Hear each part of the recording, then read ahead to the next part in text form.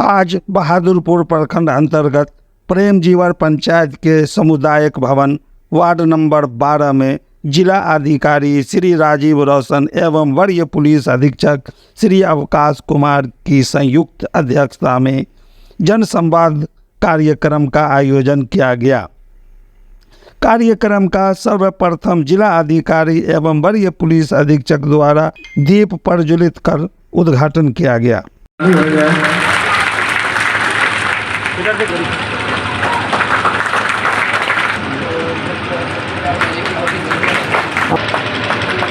मुखिया प्रतिनिधि धन्यवाद। इनके पति की मृत्यु हो गई थी और अनुदान लाभ के रूप में 2 लाख रुपए और 5,000 रुपए इनको मिले। एक बार जोरदार तालियां। और आगे भी खूब पढ़िए।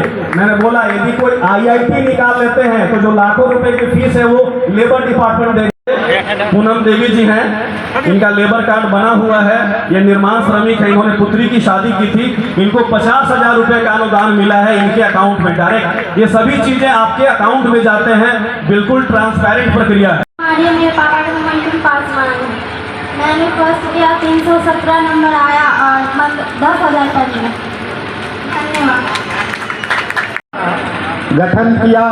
जीविका एक सोसाइटी है जिसे ग्रामीण विकास विभाग चलाती है और जीविका गांव-गांव में टोला में समूह बना करके महिलाओं को जोड़ करके और रोजगार मुहैया कराने का काम कर रही है। हमारे बंधु, हमारी प्यारी जीविका की दीदियां एवं उपस्थित सभी सम्मानित गण जो आज इस सभागार में उपस्थित हैं, सर्वप्रथम सभी को मेरा प्रणाम। मैं डॉक्टर ऋचा गर्गी जीविका की ओर से आज आप सभी के समक्ष उपस्थित हुई हूँ कि जीविका कैसे कार्य करती है उस चीज़ को बताने के लिए।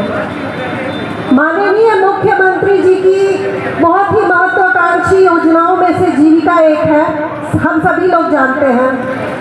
और जीविका आज कितने बड़े परिवार का रूप धारण कर चुकी है कि ये किसी पहचान की मोहताज नहीं रह गई है। मुझे बताते हुए बहुत खुशी हो रही है कि हमारे ज़िले में, दरभंगा ज़िले में 40,000 से अधिक स्वयं सहायता समूह हैं, जिसके अंतर्गत 5 लाख घर है जो इस जीविका से जुड़ चुके हैं। अंदर हमार आँख जे खराब छल से ठीक भ गेल।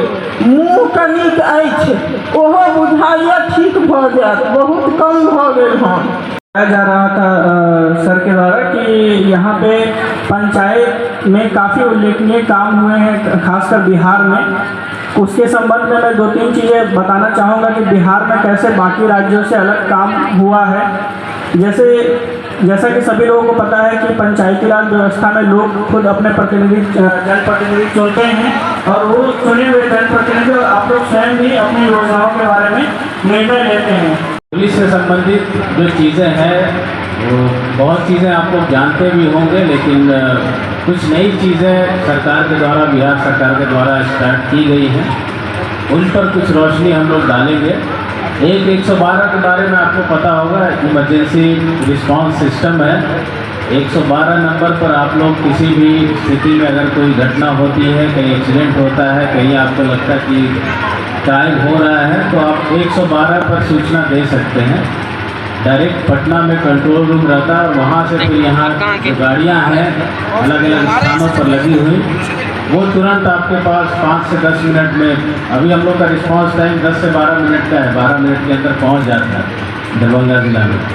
उस पर आप लोग सूचना दे के उसका लाभ उठा सकते हैं। थाने की गश्ती गाड़ी हो सकता है टाइम ले, लेकिन 112 की जो रिस्पांस सिस्टम है, जो व्हीकल्स हैं, गाड़ियाँ हैं, वो आप तक तुरंत पहुँचेंगी सहायता के लिए। एक तो है महिलाओं के लिए, माताओं के लिए, बहनों के लिए, उनकी कोई शिकायत होती है तो हर थाने में अभी हम लोगों के महिला हेल्प डेस्क खुल गए हैं, जहाँ पर एक महिला सब इंस्पेक्टर रहती हैं और महिला सिपाही हैं जो आपकी बातों को सुनेंगी। आपको थानाध्यक्ष से नहीं मिलना है तो आप नहीं मिल सकती हैं, लेकिन वहाँ महिला हेल्प डेस्क पर जाकर अपनी बात आप एक लेडी पुलिस अफसर हैं उनके समक्ष अपनी बातों को रख सकती हैं। दूसरी चीज़ है आम शिकायत जो रहती है पुलिस से FIR दर्ज नहीं होने की, बिना पैसा लिए FIR दर्ज नहीं होता है, रिसीविंग नहीं मिलती है, आवेदन नहीं दिया जाता है। इस प्रकार की कोई भी अगर कंप्लेंट आपको है, किसी को भी है, आप लोग यहाँ पर हैं, जो लोग नहीं हैं उन तक भी आप लोग बात पहुँचा सकते हैं। थाने पर प्रत्येक व्यक्ति का आवेदन लिया जाना है, उसकी प्राप्ति देनी है।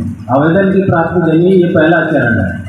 उस आवेदन पर प्राथमिकी दर्ज होगी नहीं होगी वो बात की बात है, लेकिन जो आवेदन आप लेकर जा रहे हैं उसकी रिसीविंग थाना को तुरंत देना है वहाँ पर आपको।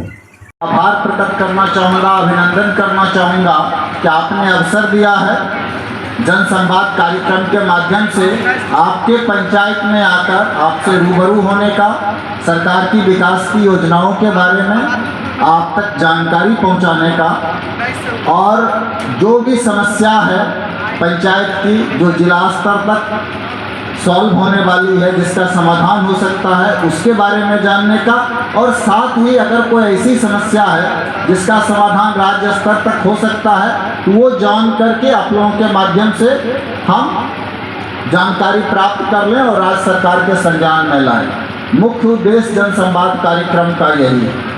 जनसंवाद कार्यक्रम के माध्यम से हम राज्य सरकार की नीतियों, योजनाओं, उसके क्रियान्वयन की प्रगति और उसके उद्देश्यों को बारे में हम आप लोगों के बीच बात रखते हैं। मुझसे पहले पूर्व वक्ता ने भी अपनी बात रखी है। मिथिला की इस पावन धरती पे जनसंवाद करने का सौभाग्य भी बहुत बड़ी बात होती है। अभी वरीय पुलिस अधीक्षक बता रहे थे कि पुलिसिंग क्षेत्र में कितने सारे बड़े बदलाव हुए हैं। न्याय का भरोसा अगर किसी समाज में नहीं है तो वो न्याय विकास नहीं कर सकता है, और कहीं ना कहीं आदमी को मन में ये रहती है कि समाज में जो शक्तिशाली है वो कम शक्तिशाली के ऊपर हावी हो जाएगा। और न्याय की व्यवस्था इस बात की गारंटी देता है कि समाज का कोई भी व्यक्ति, चाहे वो धनी हो, निर्धन हो या किसी भी प्रकार के सामाजिक पायदान पे हो, सरकार की व्यवस्था उसे बराबर मानती है और न्याय के लिए हर कमज़ोर व्यक्ति के साथ, जिसे भी न्याय की आवश्यकता है उसके साथ प्रशासन और शासन का पूरा तंत्र आपके साथ खड़ा है।